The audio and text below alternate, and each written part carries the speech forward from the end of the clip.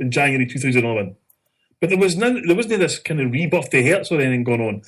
And so I agree with you, Jason. I think that, I didn't see any problems with Celtic winning the league. But what I would say is this will be a better league to win than it probably has been for the last couple of years, on the basis of all the flack that the club and the manager and the players have got. Yeah. You joking? This is the most worthless fucking title ever. You do you not read the papers? Chris Sutton, Fox. Aye. Here, see if Chris Commons leaves and becomes that guy. Chris, message to Chris: don't spunk your money, right? And don't become a media laggy. Okay, heads up, it's just a heads up, Chris, because that's what Chris Sutton did.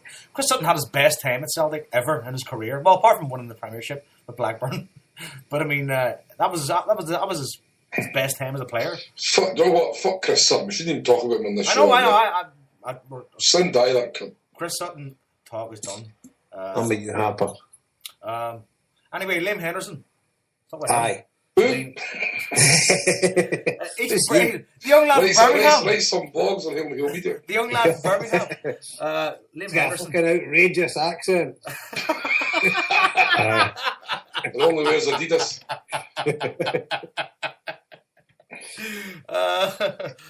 Aye, what a goal. And the wee man took it well, and it was... I like him. You know, he's got something about him. And we said... He's got an air about him.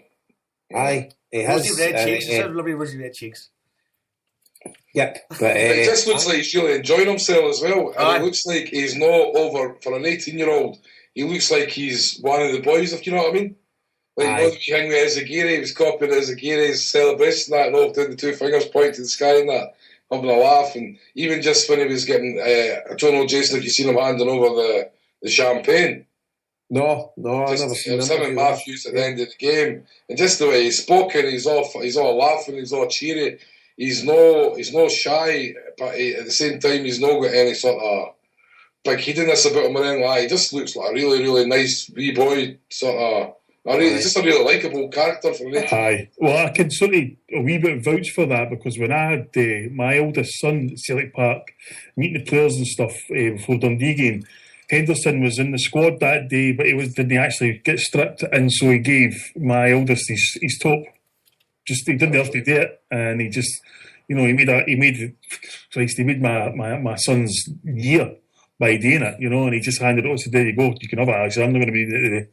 And the guy, just a really, really nice guy. Like, comes to Livingston as well, so probably the East Coast thing that's probably does it for him. But see that chance he had, that's not an easy chance to take. I mean, that was a great finish, like. Oh, aye. Oh, it wasn't half. But do you know what thing? See, when you watch him playing, right? It's obviously, I'm kind of watching him a bit during the game, because you'd want to try and see it. He kind of glides about the park, and I think he's got a sort of grace about him when he plays football, and he the way he plays, I just like it, and I think he's definitely.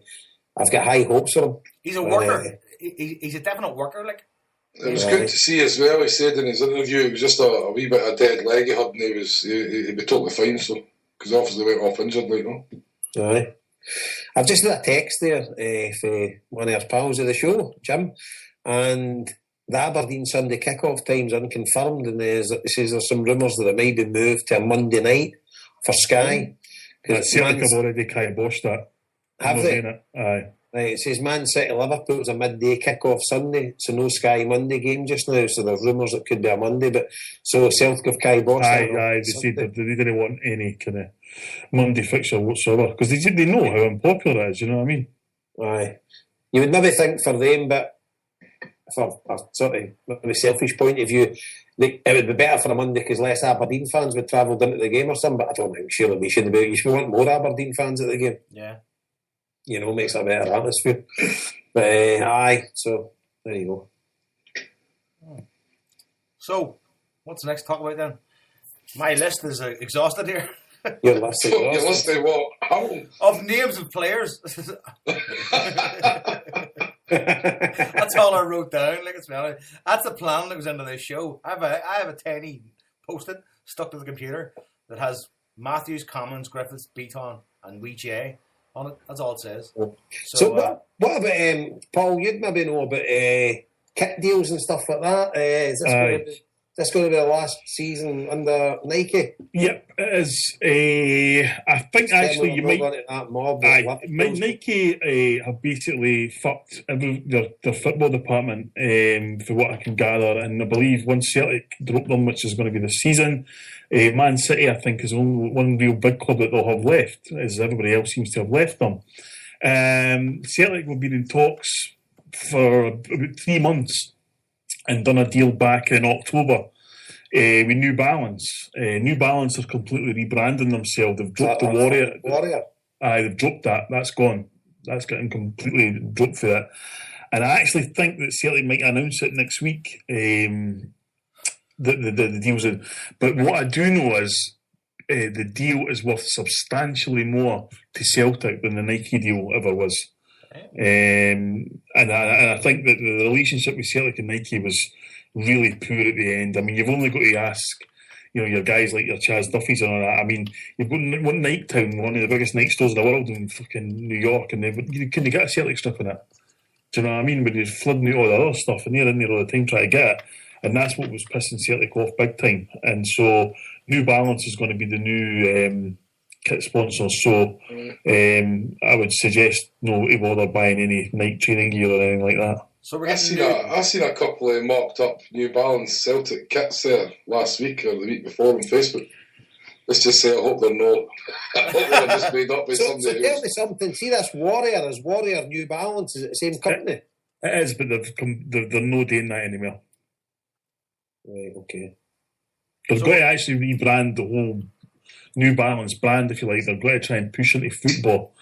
And they're really keen on pushing Celtic around the world, and of course pushing New Balance around the world, I would say as well. New Balance has been making a bit of a comeback recently. Mm-hmm. Do you know what I mean? I don't know if it's since I bought a pair of their trainers, but all the hipster mob are wearing them. Here, I saw Paul Heaton with a pair, and I says, that Paul Heaton's wearing them so. Here, you weren't wearing those New Balance when you threw out your calf, were you? No, I was actually wearing a pair of Timberland moccasins.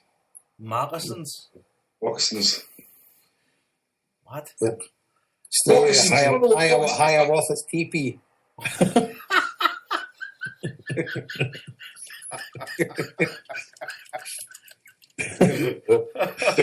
love the silence that greeted that announcement of moccasins there. Jason knows. Aye. There we go. So, it's just I'm just a bit worried, obviously, if we're sharing kit sponsors with Liverpool. You see the fucking Nicky there disaster. So I hope New Balance maybe get a couple of new designers in for the summer. So I was under the impression for a while there it was going to be that Under Armour. But I'm kind of glad it's not. Well, that kind of rugby stuff, that kind of tight fit and stuff, that's not going to suit anybody, I know. I mean, I'm not buying that stuff. Nobody in this podcast anyway. I'm not buying that tight rugby shit. No chance. That would look horrible with your jester's hat. Oh, actually, it looked perfect with his jester's hat. Fuck's sake. Imagine wearing that shit. Not a chance. But new hoops, anyway, at least coming up. You usually get to see the kind of prototype around May, don't you? These kind of things. You always see a photo on Twitter of a box. No. a couple sitting in this box, don't you? Because what Nike would do, and this is I think Celtic were a bit pissed off with, is they would have 3 or 4 templates, and everybody that they did got one of these strips basically. And Celtic weren't very happy with that either, because apparently that wasn't really. But I mean, the Nike deal was pretty. It was pretty crap, to be honest. It was. They came in, they gave Celtic £10 million up front. They put 2 Nike stripes on the stand, and Celtic made about £2 a strip after that. So it wasn't that great. But you're right though. Remember when they brought out the fucking Wasp? Every team in Europe that had Nike had a similar strip to that. Aye, I know. Do you know what I mean? It's like.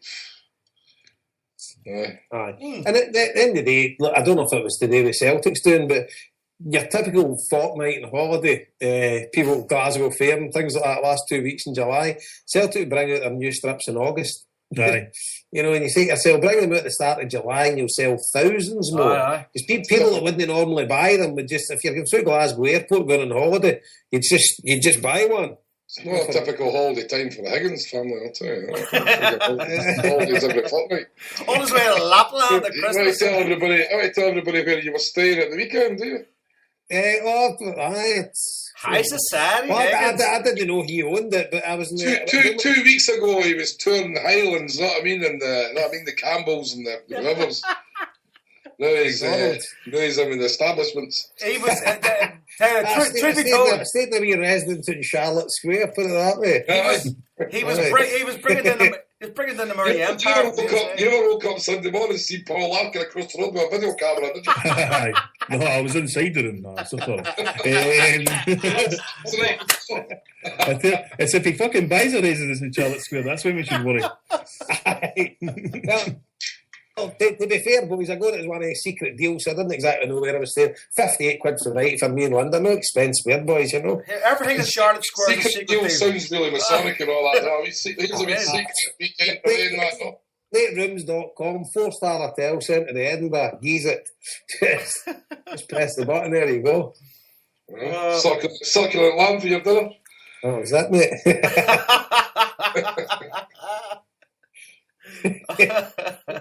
Aye, the bold why good listener I showed Brendan Tean cost me a fortune at the weekend. Why? Tells me on Twitter that get your money in Derby, Jason Mora, Forrester Guff.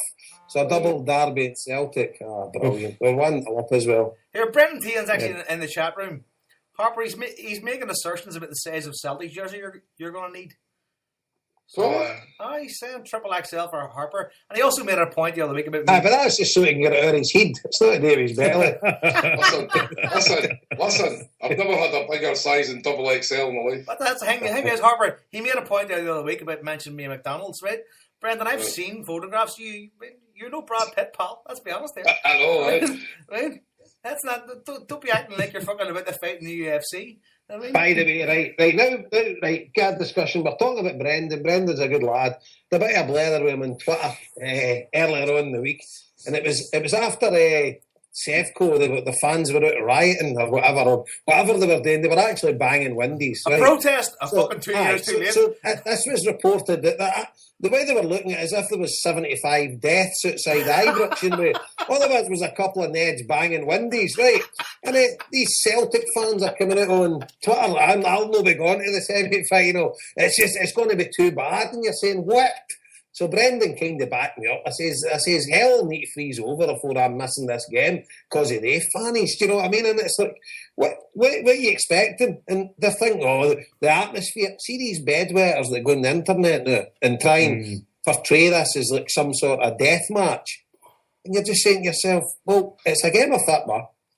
We've played them, I don't know how many times, with the same fans. Maybe not the same team, but it's the same fans. We've been to Hampden so many times. There's half of us, half of them. What is there to worry about? Not going to be any different for another time.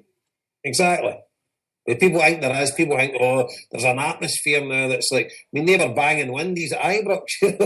They should have been banging the windies. To be fair, I think a couple of Hearts fans got pretty bad doing, didn't they? Did they? Aye, that's true. I think a couple of Hearts boys got pretty bad doing. I think I had Budges actually put an official complaint about it the night. Aye. Yeah, there's footage on YouTube. It was bother inside the ground, first of all. I've seen that too, and the Huns broke through the stewards into the Hertz end, because the Hertz fans had a banner which was like a St Andrew's cross, and it had written on it, "You let your club die." And they just took exception to that for some fucking reason. And so there was a bit hanging, but I mean, I agree with you. I mean, like, if anybody's seriously considering not going to that game because you're worried about what they'll do, just don't bother going to football. Sure that somebody will take your ticket. Aye, I mean, Jesus. For God's sake, you know what? Aye, it's just like, what? There's people actually want to debate with you. I won't be going. I would urge Celtic fans not to attend there. And you're like, what are you talking about? Semi-final of a cup. I can maybe understand some people know to maybe take young kids or that. Just because maybe a lot of people don't like the sort of atmosphere that the singing's got and stuff like that, and for young kids maybe, but it's not going to be any different for any time it was before when we were in the stadium with them, like, no, so I wouldn't be worried about that. No. Not at all. What's that? What's that? Somebody's phone. Somebody's phone. Somebody's calling my daughter. three. You should have answered. You should have answered.